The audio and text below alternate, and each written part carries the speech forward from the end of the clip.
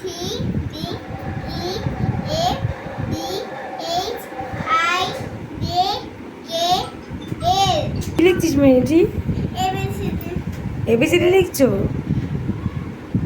School ছুটি পড়ে গেছে, পুজোর ছুটি? হ্যাঁ। হ্যাঁ। আজকে কি জানো? কি? আজকে কি কি? বলো, মা বলেনি। আজকে ঈশ্বরচন্দ্র বিদ্যাসাগরের জন্মদিন। এবার বল বিদ্যাসাগর কে? লেখো লেখো লেখো।